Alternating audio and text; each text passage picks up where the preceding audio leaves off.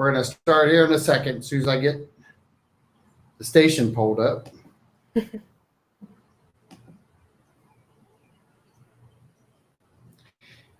You're listening to WKDW Radio 97.5 FM and KDWRadio.com, broadcasting from the Bishop West Real Estate Mobile Tower in Northport, Florida, which today is absolutely gorgeous. I'm sitting on my back porch today, but I'm enjoying some time with Laura Ensel with the City of Northport Parks and Rec. So I'll let you take the helm here. You said you were going to talk for the next 55 minutes. No problem, right? Perfect. Stream of consciousness. You ready? We're going to go.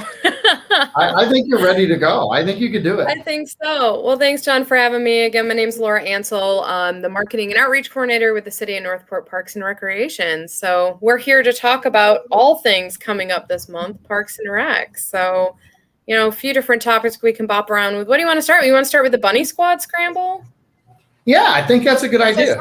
Yeah, we'll go with that. So we do have registration open right now. We have a few spots left. They're going quick for the Bunny Squad Scramble. That is, I didn't send you, Maria, a flyer. I was bad on that one. I apologize. But folks, if you go to our cityofnorthport.com/egg hunts, that is a website you can go to. There's a link to register. And the Bunny Squad Scramble is, you know, what happened last year, John, if you'll remember, you know, COVID hit in March. It was right before our big signature egg hunts. And so everybody shut down and we had about 30,000 filled eggs and no egg hunts. So what we ended up doing was we had folks sign up and we partnered with the police department to go out as the Bunny Squad and we egged the yards. So we brought our egg hunts to the community that way so that they can enjoy it safely together. And we're going to do that again this year. So unfortunately, you know, we still aren't quite to the place where we're ready to have thousands of folks converge and grabbing the eggs. So we've decided silver lining is we get to do the Bunny Squad Scramble again, and we will collect all those eggs. And folks are registering right now. We do have, there's still a few spots left. But if people get signed up, we will come and the Bunny Squad will egg their yard the last week of March here. So looking forward to that. All right. So let's talk a little bit. Let's go back to last year. You want to? That'd be fun. And then we'll spring forward to this year. I saw what you did there. That was nice. That was good. How about that? So, you know, because last year we kind of started some things that we had never done before. And this is one of them. This is. Okay. So describe what you guys did last year to bring COVID in with some smiles instead of some frowns, and kind of teach everybody what this year is going to be about. Yeah. So, you know, last year, typically folks who are familiar or who haven't, you know, if you haven't been here for a while, we typically as a city put on two egg hunt events. On a Friday evening, we have the flashlight egg hunt event, and that's usually, you know, folks bring their flashlights and they, you know, in the dark, it's kind of a little fun, different thing, glow in the dark eggs, that kind of a thing. And you come and you look for your eggs, and you fill them in the basket, and that's typically geared more towards the older kids. And then the next morning, we have the enormous egg hunt, and you'd go and you'd like fill your baskets and enjoy that. And that's typically held at the city center front green here. And so we usually had a few thousand folks at all those events together. You know, the bunny would come and do their thing. Now, like everything else we do, we start planning for those events many months in advance. And so we had started filling eggs and we had all the candy. One of the interesting components of this event is that our city staff actually have an internal competition for who can donate the most pre-filled Easter baskets. And so it's something that it's kind of our staff's way of giving back to the community and you know, employees, we all pay for it out of our own pockets. You know, but we go and we collect Easter baskets and we have kind of a little friendly competition to see who can make the most baskets. And contribute those to the, there's the bunny, and see who can contribute the most. And, you know, it's just a fun way. Kids who then find a little ticket, a winning ticket inside one of their eggs, they get a basket at the event. So that's typically what we usually do in a pre-pandemic world. Of course, when COVID struck last March, it was just a few weeks before our egg hunt events. And so we were in the midst of going through and canceling everything. And we had all these eggs and all the baskets. I think we had about 140 baskets already. And so we were sitting there and we didn't want any of it to go to waste. And so, we got together as a team and tried to brainstorm some ideas of how could we, we were under a lot more restrictions at that time. And so we had to come up with how could we do something that's still within those guidelines, that, a lot of folks were very scared at that point in time and needed a little bit of joy. So we came up with the idea of the Bunny Squad Scramble, where, we'd partner up and we'd go out in teams of 2 and we'd wear the proper PPE and, make sure everything was very, no contact. And we would make sure that those eggs were then delivered to the yard so that our community still benefited from this event. And, so I think if I remember correctly, I think from the time when we shut down to figuring this out and making this event happen, I think we were able to pull it off in like 2 to 3 weeks or something like that, which is, kudos to the entire team who were all involved and helped make that happen. It was a great response. We actually were recognized by our peers. We won some awards for that event, for a community engagement response to a pandemic. So we took home that one, and it went so well for us last year. And that we were like, all right, well, if we can't do our typical egg hunts, we know now the system, we know how to do this squad and the scramble, and we're able to we've added more homes to it. So more people can register this time. Last year we hit about 150 Northport residences. This year we're up to 250. And we still have the winning baskets. So if people get a winning ticket, they either win an Easter basket or they will be able to win a chance to have a video call with the Easter Bunny. So kind of a fun couple of options there. So I'm gonna ask you a question that some people would want to know, is that what is the importance of Parks and Rec reaching out to the community like this? What does that mean to you guys, and what is the effort all about? Sure. Well, I think what it comes down to is that sense of community, right? One of the main pillars of Parks and Recreation is that we build that community. If you think about it, we're all about the places where people come together, right? Whether that's your fitness center or for a community event or for fireworks, or whether it's just, you meet somebody, at the pool or at Warm Mineral Springs Park. These are people you start to know and you build relationships with. And that's really what it's about, right? Is if you feel like you belong, and that's a sense of belonging, and that's what we bring. And I think, I'll speak for myself, but I know that everybody takes that seriously and it's important. And so when we are shut down or we can't do those types of things and we have to get creative about it, it is, believe me, when everybody was upset about everything getting canceled, we were right there with everyone else. We feel the same way, and we feel it just as strongly as everyone else. We want to be out there. We want to make sure that folks are having a good time, but we also want to make sure people are safe and that we're following the guidelines we need to. So it's a fine balancing act. It really is. Well, and I bring that up because you kind of hit the nail on the head. You don't know what the value is until you don't have it anymore. Yeah. Because a lot of times in our community, and I don't care what community you're in, any community, a lot of times people who may make noise get, the squeaky wheel gets the grease, so to speak. Sure. You've got a group of people who love what you guys do, and yes, while you get some kudos along the way, you don't get that outpouring of support a lot of times that you may feel like you need at some points in times too. But with COVID and the way COVID happened, you kind of got that outpouring of support because you had to shut down. And the response to the dog park and the pool and the parks being shut down, that was totally different. You saw different types of feedback then that you had never felt before. Can you kind of talk about that a little bit? Yeah, it's so funny you say this. We just, I'm getting involved with my son's Cub Scout troop, and helping them plan some events. And I was talking to some parents this weekend who were talking about, a couple of them shared that they moved to Northport because of the parks, or they moved here because they love the parks in the area, and that's super important to them. And it's actually one of the reasons that my family decided to move here before I even knew I was going to work for the city or with this department.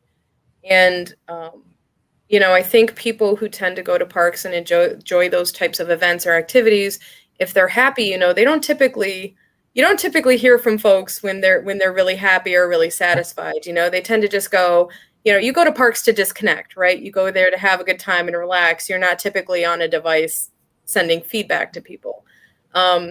And so when things were shut down, folks who rely on that for the mental benefits, the health benefits, because it's how they take their kids outside for them to decompress, especially at a time when there is, it's been a stressful year and it's such a high stress situation. Yep.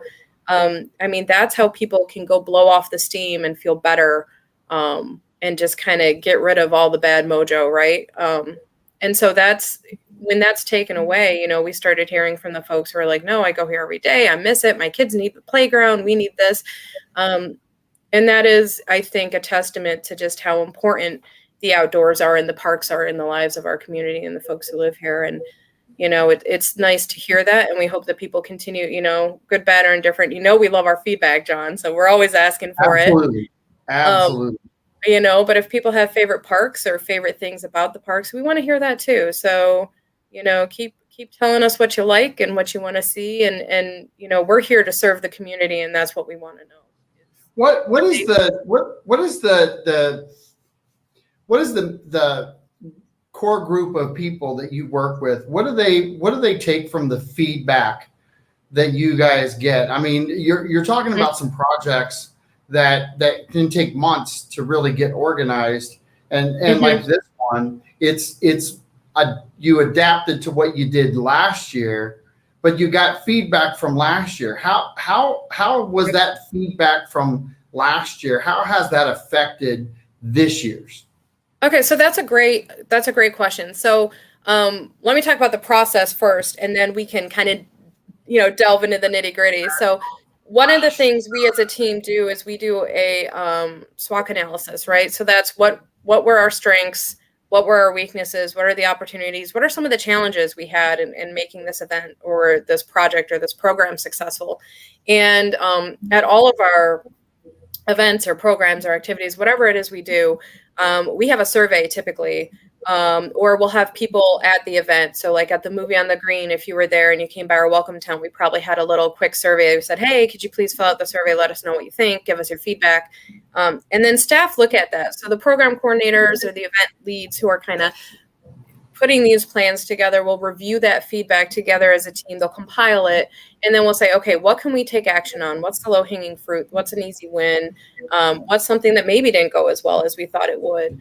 And we ask not just our attendees, but we also ask, the people who help plan it, maybe our volunteers, depending on the scale of an event. But we try to ask different people because, different folks have different experiences or see different things at an event. Yep. So that's, it's really important to try and cover all of those different areas of perspectives, right? Get their feedback. And then we talk about it, and then that goes into the program plan for the upcoming year, for the next year of here's the things we can do, here's what we can change, here's what we don't want to change because that went really well. For the egg hunts that are now the Bunny Squad Scramble, for these ones specifically, one of the things we changed is last year the Bunny Squad went out, delivered all of the eggs, and then the folks who had the winning tickets actually called or submitted their winning ticket photos, and then the Bunny Squad was deployed again to deliver the baskets. And so that was a lot of driving. It was a lot of staff time. And so it was not quite as efficient as we'd hope it'd be. So we found a way this year where we're like, okay, well, any of our winners this year who win a basket, now we know how to set up like a drive-through, right? So we can set up a set time and say, okay, if you won a basket, you can bring your ticket and you'll be able to pick them up between these times. And we figured out how to safely do a drive-through pickup, with the PPE, and all of that. So that's something that we figured out in comparison to last year. That's an efficiency that's better for everyone and save some time there. So, and we added the call with the Easter Bunny, right? Because not everyone's going to get a winning basket. And so this is an option for some other folks too, to get something that's unique, that's different, that, we didn't think of it last year, but it sounds like fun. We think it'll be cool and well received. So we're going to add it for this year and try it out and see if people like it. So. Well, and I like how you described all those things, because until you do something, and when I was the booster president, I always said, until you do something for the first time, you can never have a second, and you can never have a tradition or keep your tradition alive if you don't continue to do something. It's nice to know that the city not only has during COVID adapted in a lot of ways to keeping traditions that we had in the past alive and furious. They're just thriving right now because of the passion that the group has at Parks and Rec, and of course city leaders at the same time who want to keep this all going. And I think it does impact our city in different ways, and more positive than negative. It does, yeah. I mean, I think something I haven't mentioned a lot of, John, that I want to pull up is that, during the shutdown, we've talked about this briefly, but staff actually, not only were we repurposed in other ways with when the playgrounds did open, we were sanitizing them at a more, with more frequency than what we typically would.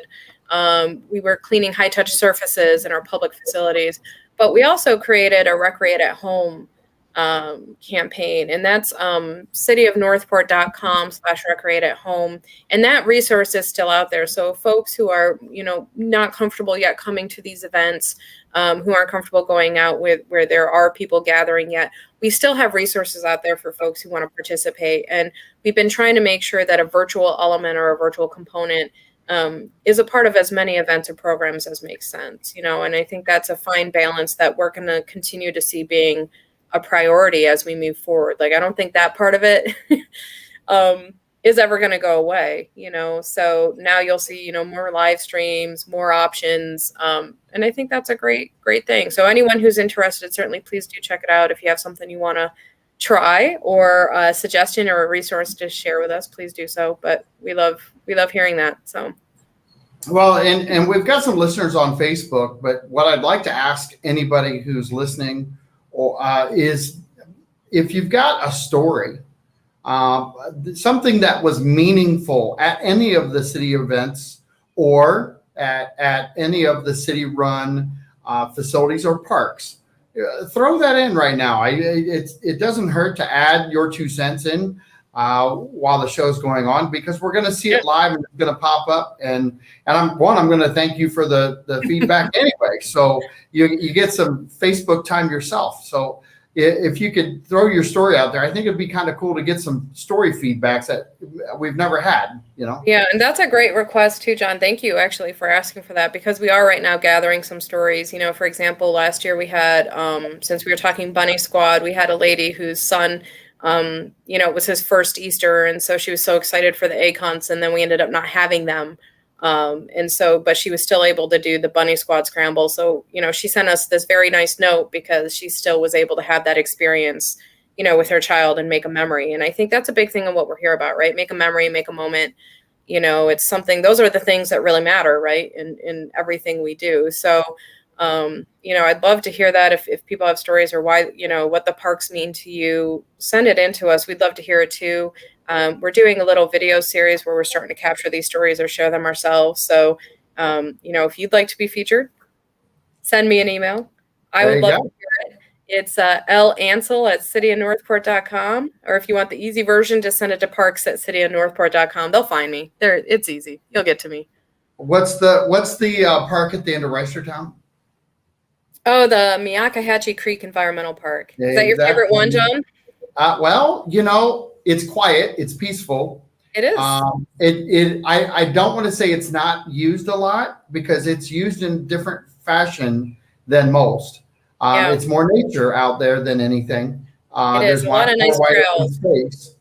But I will tell you that one of my favorite days was taking customers on a tour of that area, taking them to the park, and then taking pictures of the 2 bald eagles sitting in the tree. Oh, there you go. So, if you're looking for wildlife and you're looking to see some bald eagles, a lot of times if you drive out into the estates, you'll be surprised if you just look up in the tree sometimes. We've Yeah, the got bald eagles environmental down park is there. great. People don't It look is. up. You should check that out. I think Oaks Park too, if environmental parks are more along the line of what folks are interested in. Oaks Park is along the same creek.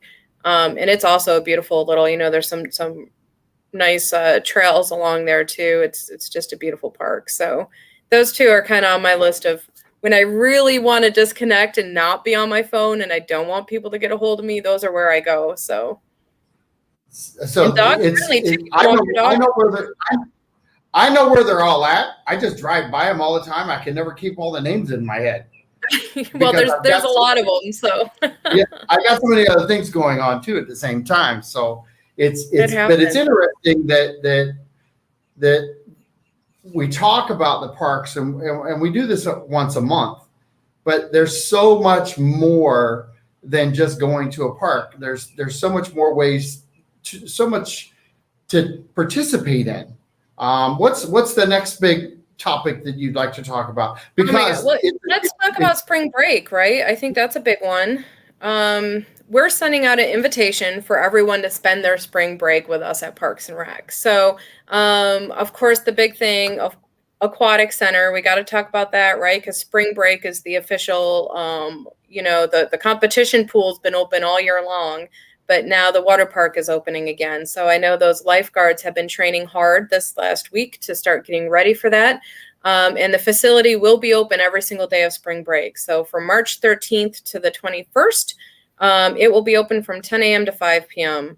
Every single day. So, check out the slides, get on the lazy river, find the splash pads, get signed up for our upcoming swimming lesson sessions. Learn a little bit more about some of the classes there. There's some great classes from water polo to there's Aqua Zen where you can do like yoga on mats in the water. And so there's a lot of great opportunities there. So we invite everyone to go and check that out. That will be a fantastic week. We also have a movie on the green. We're very busy over spring break. So everybody, no excuses. If you're bored, come on, join us. But we do have a movie on the green. That's March 19th, and that one is a TBD. So we have voting happening right now. So people get to choose between Doolittle or, what's the Pixar movie? I'm forgetting the name of it, John. Help me. Oh, you're asking the wrong guy. I'm asking the wrong guy. Ah, it'll come to me. That's a line in the movie, too. You're asking I know, it probably is.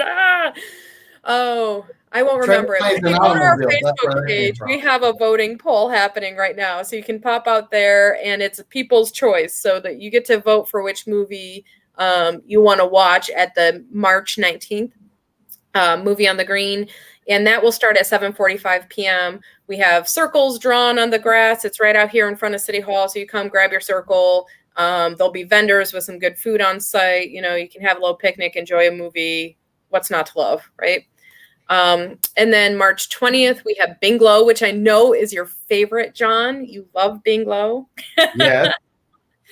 We did that in studio, and that was kind of fun.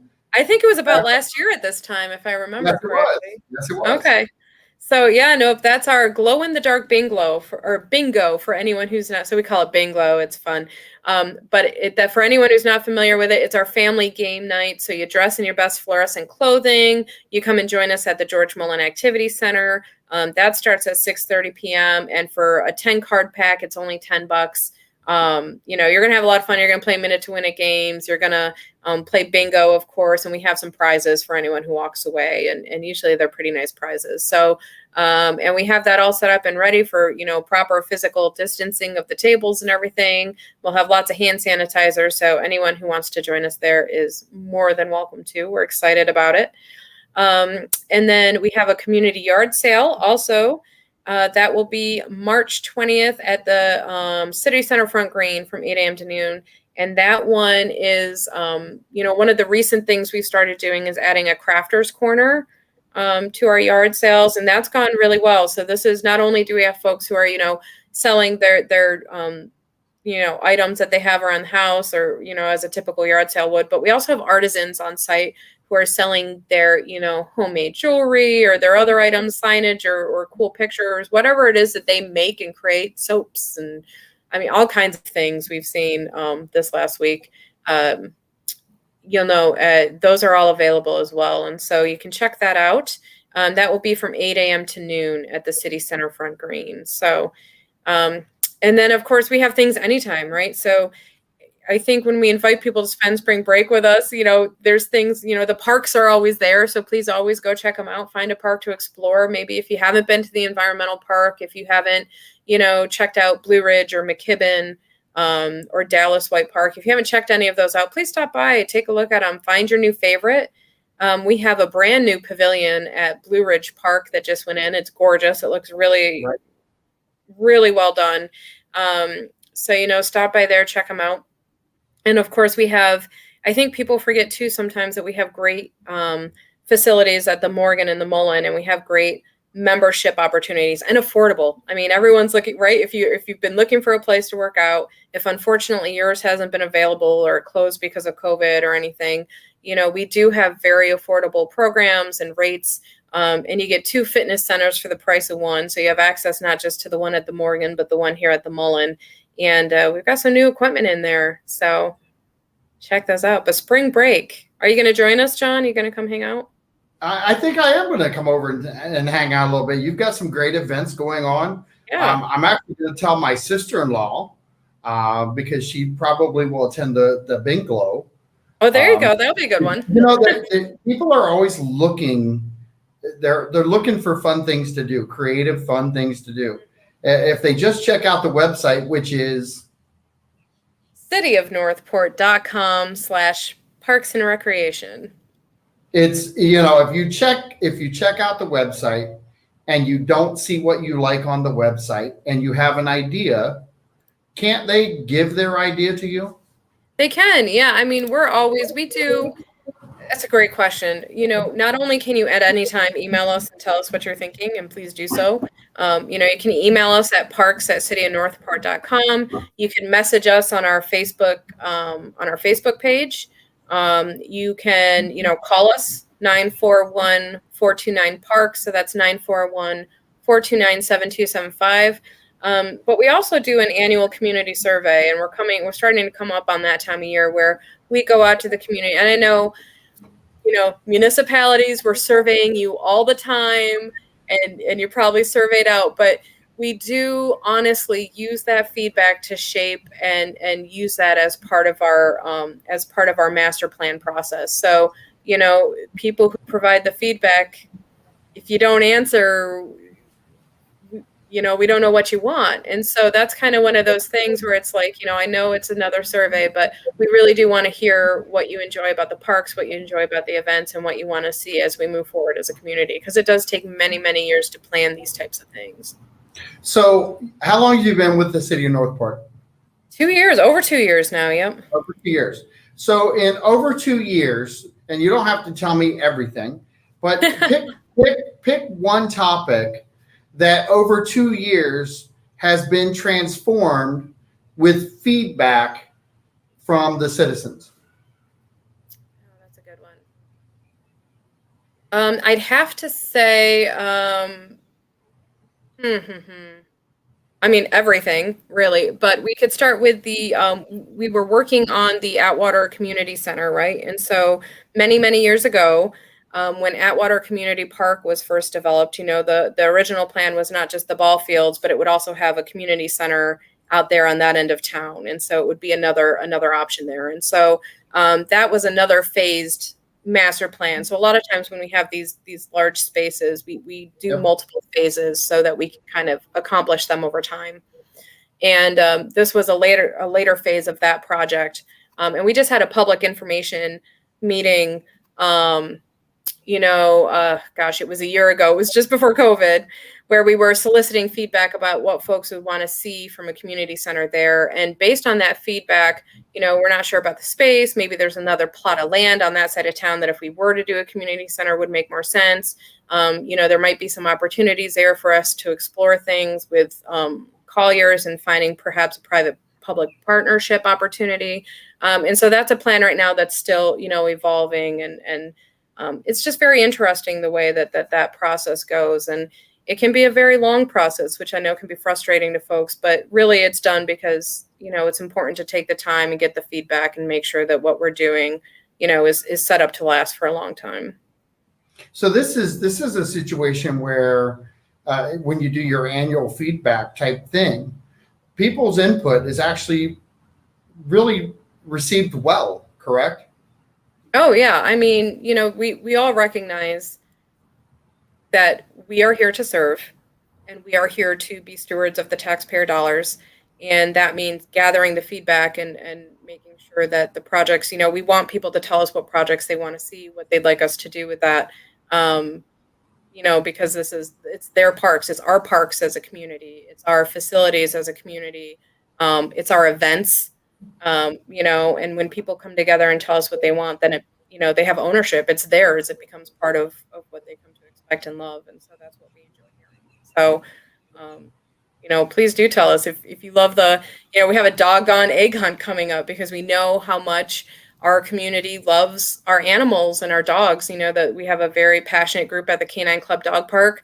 Wolfstock is a relatively new event that's only a few years old, and it's just continued to be a great event for the city.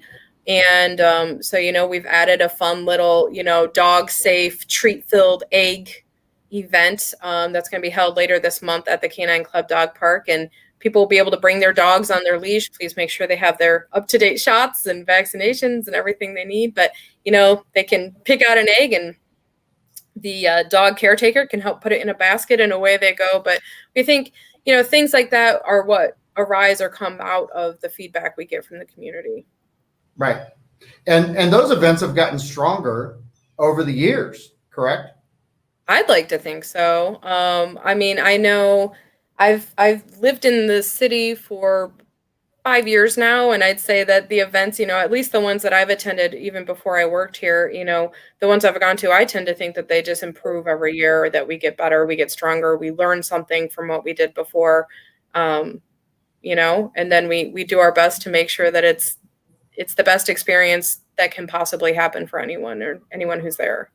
If people have never been to the dog park, where's that located? So that's on Appomattox. It's 6700 Appomattox Drive. So if you go by there, check it out. It's a great dog park. We have a small dog side, a large dog side.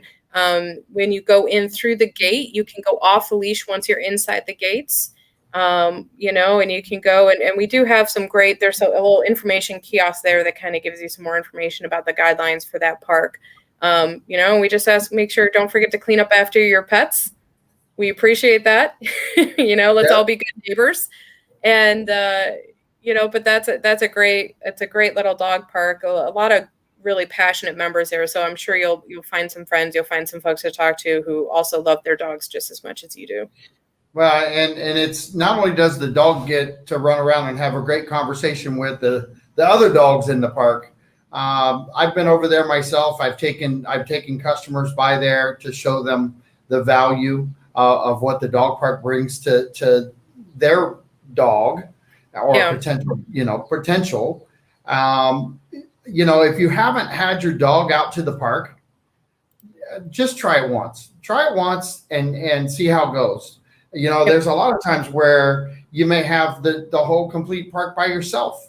There's other times where you have 25 people out there and you're having a good time meeting new friends and talking about all kinds of different topics. So, and we're very fortunate too, John. I'd like to point out, we're a very dog-friendly community. So we have 16 parks that are dog-friendly. So the Canine Club Dog Park is our only off-the-leash facility. But if you go into our playbook, if anyone's interested, you want to know what those parks are, I'm going to show for anyone who's watching at home and not listening. We have this list. Whoop, there we go. Can you kind of see it? There we go. Yeah. So we have this awesome list that's in our playbook. It's in the back of the playbook, and it has little paw prints next to all of our pet-friendly parks. So you can go check out that list and start exploring all of the different parks. And I have a few of my favorites on there. My dog, she loves to be with people and she's not so much great with other dogs. So we tend to go and do the trails, the Oaks Park, the environmental park. We've gone for some walks and checked out Marius and stuff. So, but do check that list out. You can find that. It's cityofnorthport.com/playbook. So cityofnorthport.com/playbook, and you'll find that list in the back of it. And you can also find it if you do our park search on our website. You can also pick dog friendly from the drop down list at the top, and it's going to give you the whole list of parks. So, and that's the cityofnorthport.com/my-local-parks. Well, my lovely wife is actually watching, and I'm kind of glancing down at my phone to get the current updates on the questions before they pop up on the screen. And she good. asked, are there any plans for a dog park near Atwater? That's a good question. I know it's one that was recently brought up and is being considered. So at this point in time, we are not, it's my understanding that we're not pursuing that at this point in time, but we are looking at the land over on that end of the city for additional future development for parks. So I don't know if it'll be a second dog park. I don't know if it'll be a people park, if it'll be both.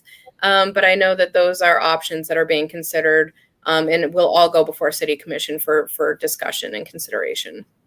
Well, that's another one of those situations where community feedback could be a integral part of the future, correct? It will be, yes. The most current one on that side of town, we are in the process of working on a neighborhood park, and that's Boca Grande. So that's up in that. So that's towards that end of town. We're looking at a neighborhood park there. We just did a survey where we were getting some feedback on what folks in that neighborhood especially would like to see in the park that would be located by their houses. So, but that's the most current one. And I know there's some other plots of land that are under discussion and being considered at this point in time. Well, I live over there too. I want as many parks as possible over there. And I'm going to give kudos out to Marie LaBrosse, because she is actually working behind the scenes and bringing all this information up. So the value that we're trying to provide at WKDW 97.5 is the same value that the city tries to bring to the Parks and Rec Department, to the police department, the fire, just the whole city in general. There's a lot of love that goes around within the city walls. I give kudos out all the time, because anybody that works within the city, there's a lot of pride, and you can tell that the way our city looks when you drive Monday morning and you realize that there's no trash on the streets because there's been somebody out there making sure over the weekend that nothing happened. There's just so many things to be thankful for. Talk a little bit about the pride that you guys have when it comes to fixing things and maintaining things and keeping things clean at the parks. Sure. So, we're very fortunate in that we have a very dedicated park maintenance team who work extremely hard, to make sure that our parks look their best. And, they just go above and beyond on a daily basis. And I can't say enough of these guys. They're out there in all kinds of weather.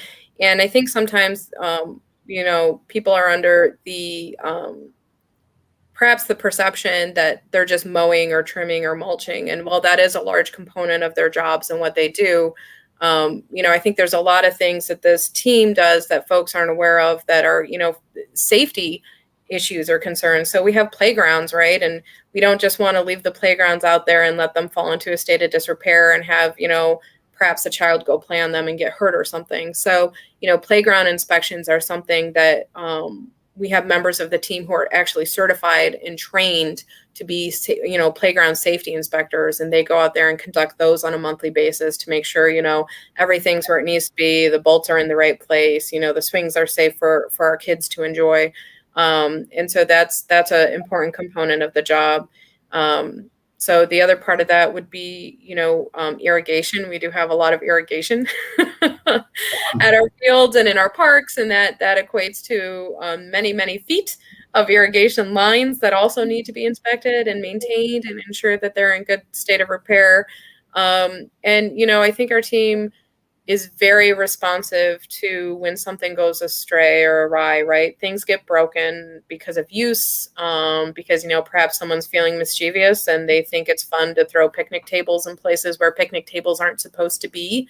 And so there's components of that are a part of that job too, of making, we got to pull the picnic tables out, make sure they're okay, put them back where they need to go. We need to fix gates when they aren't in the right places. Fences, and this is on top of the making sure we're mowing and mulching and that the trees are all healthy and doing well. And Garden of the Five Senses is a fantastic park. If you have not been there, you need to check it out. We just had an Eagle Scout finish his project out there. He put a pollinator habitat. So watch it from afar. Enjoy. It's for all the little pollinators out there. But there's, so many different varieties of plants and foliage, and we have fruit trees that you're welcome to, if you see some fruit, to pick it and enjoy. But there's that kind of maintenance too that goes into it, and including prep for rentals. So if someone's renting a pavilion, or you want to have a birthday party, or perhaps you cooked and you left your coals in there. I mean, our guys are out there and they're cleaning out the grills, and they're prepping and wiping down and spraying down all of the pavilions and things for the games. And they just do a fantastic job. I can't say enough for them.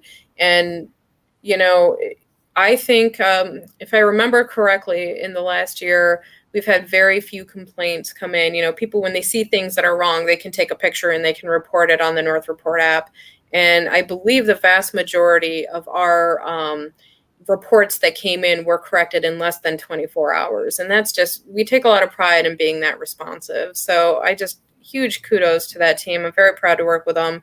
And we have a number of folks on that team who've been with the city for a very long time. I mean, we're very, very fortunate that we have a couple of folks out there who, have been here 20, 30 years, just committed to providing service and building Northport and making it what it is. So I love hearing their stories.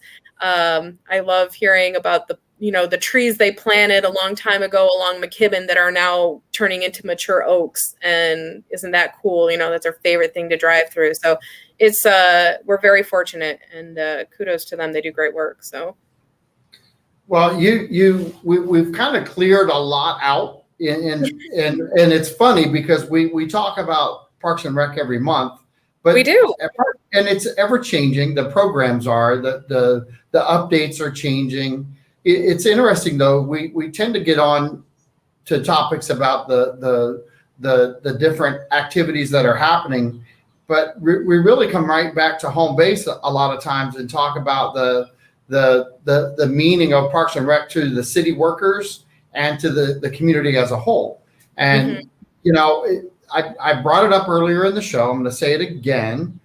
I don't think people really knew the value of the parks and understood it until COVID hit. And I think once it was taken away, it's made people more aware of what's going on.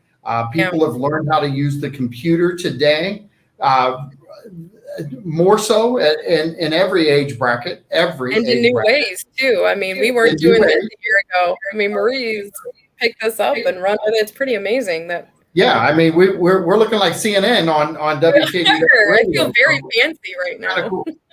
So when you look at things like that, we're improving as a radio station. We're improving as a city. Our Parks and Rec department, they're improving hands over heels. They're just doing everything right. If you want to get, really, it's volunteering. It's stepping up, and if you feel like volunteering, even being a lifeguard, there's still positions available, aren't there?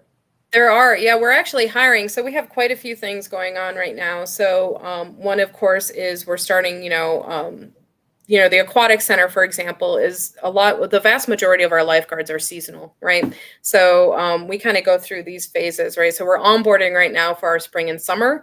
And then we'll have another hiring push, because those folks will, when school starts going back into session and stuff, we'll have to onboard for another seasonal for the winter. So we're kind of going through that ebb and flow, but folks can apply online. We're hiring rec attendants now. We have a couple openings for that. We've had a little bit of turnover, some folks getting some nice opportunities with the county and moving on. We also have some openings for our summer camp that's coming up. So, I love talking about camp. You get me to camp at some point, John. It's that time of year. I get excited. That's right. But we need camp counselors, right? So we have all these kids. They're about to be starting over the summer. Not only is camp registration open, but we do need camp counselors to help, keep all those kids in line over the summer. It's a great gig. So if you're off over the summer, you're looking for, perhaps you're a teacher, perhaps, you're an 18-year-old or older kid who's home from college for the summer and you're looking to make a little extra pocket change, please come check us out. We'd love to hear from you. We need some folks who love working with kids, who are looking to make a difference. And we do have a number of employees internally who started in our camps program who actually found out that they loved it so much that they've stayed, they've taken other positions, they become program coordinators or rec attendants.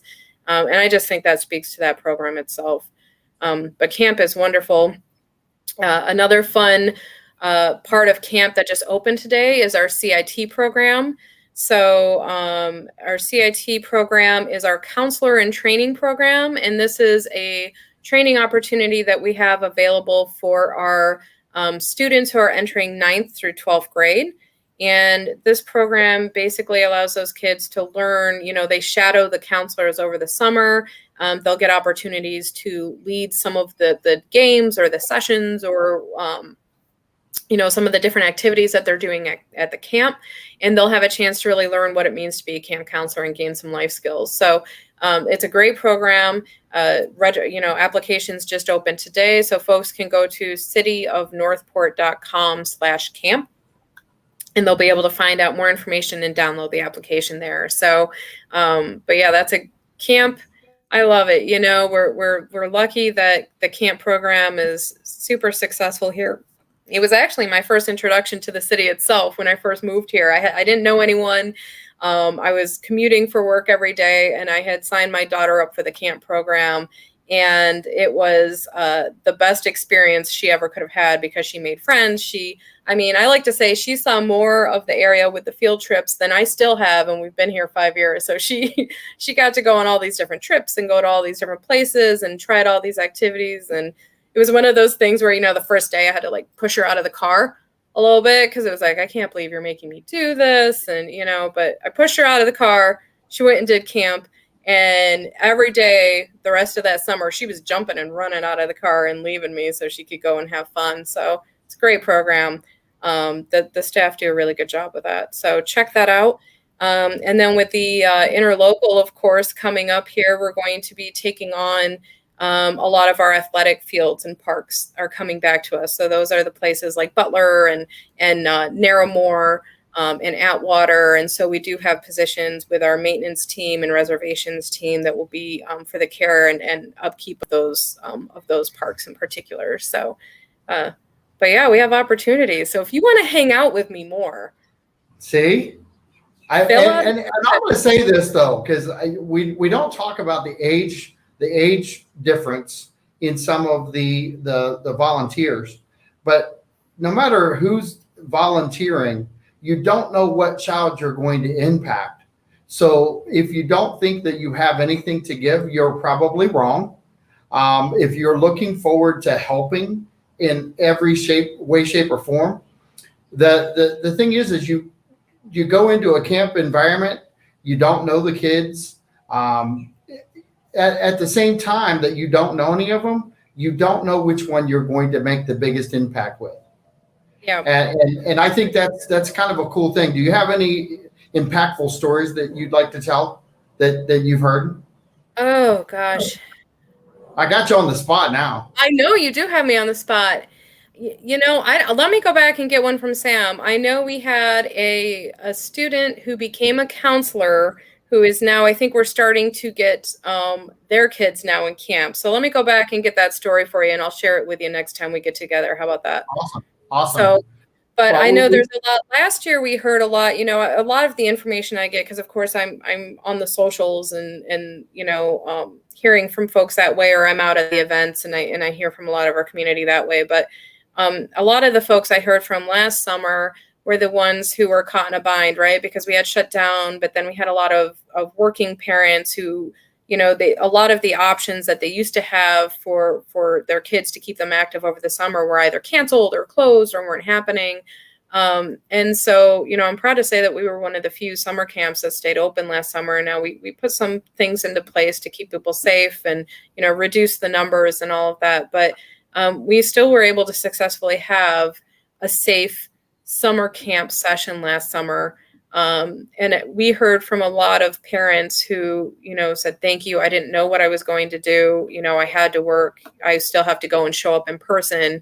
I didn't have the option to work from home. I didn't know what I was going to be able to do with my kid. And they still were able to come and have, a good experience, learn a few things over the summer. We have a fantastic reading program that's part of the summer session that we work with the Patterson Foundation on. And our kids have gone back and they continue to test higher and do better with maintaining those reading skills over the summer. And so I just think it's a great opportunity. And so those are the types of stories that I hear typically, are the folks who are sharing, hey, we're just grateful that this opportunity is still available and you were able to provide it. So. Well, I don't know if I answered your question, but no, you did. You did great. And I just happened to look down at the clock and it's 3:55. We blew through another show. But she talked. They just popped in there and talked a little bit about pricing. And yes, It is reasonable pricing for the citizens of Northport. Yeah, it's pretty fair. I mean, look, we're not, like I said, we're not out to make money off of you. We're just here to cover the cost of camp, right? So we want to make sure we're covering the cost of the activities and, the shirts and the field trips, and that's the goal. So it is a reasonable cost. We feel it's affordable.